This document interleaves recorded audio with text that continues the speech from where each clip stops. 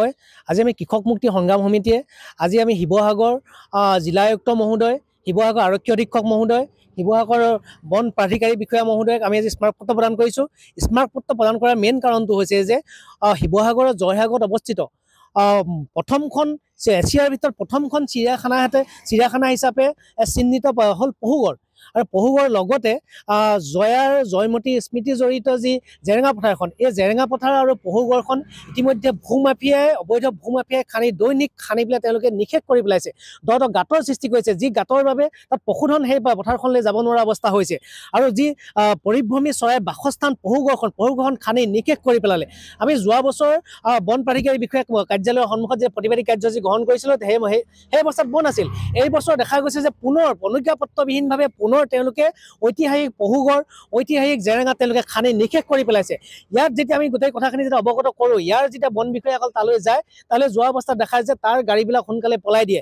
মানে গোটেই কথা হ'ল আঞ্চলিক বন বিষয়াৰ কাৰ্যালয়টোৰ প্ৰতিজন বিষয়া এই ভূমাফিয়াসকলৰ লগত তেওঁলোক জড়িত হৈ আছে আৰু ভূমুখী মাফিয়াসকলক তেওঁলোকে আগতীয়াকৈ অৱগত কৰি দিয়ে। আৰু গোটেই কথা হ'ল যে মোটা ধনৰ অংকত আঞ্চলিক বন বিষয়াৰ কাৰ্যালয়ৰ প্ৰতিজন বিষয়াই পইচা খাই পেলাই এই ভূমাফিয়াসকলক ৰক্ষণাবেক্ষণ দি আছে। আমি আজি 7 দিন সময়সীমা বান্ধি দিছোঁ। আৰু দেখা গৈছে যে শিৱসাগৰ জিলাৰ বিভিন্ন অঞ্চলৰ আমি দেখিবলৈ পাইছোঁ যে কোঁৱৰপুৰৰ দিখৌ নদীৰ কাষত পাণ বেচাত তেওঁলোকে ৰিজাৰ্ভ এনেকৈ খান্দি পেলাই তেওঁলোকে নিষেধ কৰি দিছে। শিৱসাগৰ বিভিন্ন অঞ্চলৰ কৃষিভূমিসমূহ অবৈধভাৱে তেওঁলোকে খনন কৰি পেলাই কৃষিৰ কাৰণে অনুপযোগী কৰি তোলা আমি ইতিমধ্যে দেখিবলৈ পাইছোঁ। যেতিয়া আমি এই গোটেই কথাবিলাক এওঁলোকক যেতিয়া আমি অৱগত কৰিবলৈ আহোঁ, তেওঁলোকে কিন্তু কোনো গুৰুত্ব প্ৰদান কৰা ইতিমধ্যে দেখা পোৱা নাই। গতিকে লৈ পেলাই আমি আজি সকলোকে স্মাৰকপত্ৰ প্ৰদান কৰিছোঁ। জিলা অধীক্ষক মহোদয়লৈ স্মাৰকপত্ৰ প্ৰদান কৰি মুখ্যমন্ত্ৰী ডাঙৰীয়ালৈ স্মাৰকপত্ৰ প্ৰদান কৰিছোঁ।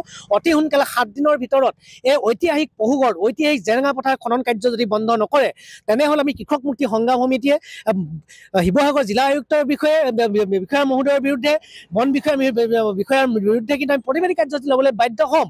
অন্যথাই যদিহে কেনেবাকৈ মইতো ক'বলৈ বাধ্য হৈছে, মই আমাৰ শিৱসাগৰ বিভিন্ন দল সংগঠনকো আহ্বান জনাইছোঁ। কাৰণ জয়াৰ স্মৃতি আমাৰ অন্তৰত আজিও বিজড়িত হৈ আছে।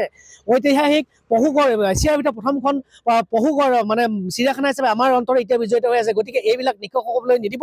সকলো ৰাইজ, দল সংগঠন আগবাঢ়ি আহক, আমি পহুগড় আৰু জেৰেঙা ৰক্ষা কৰোঁ আহক।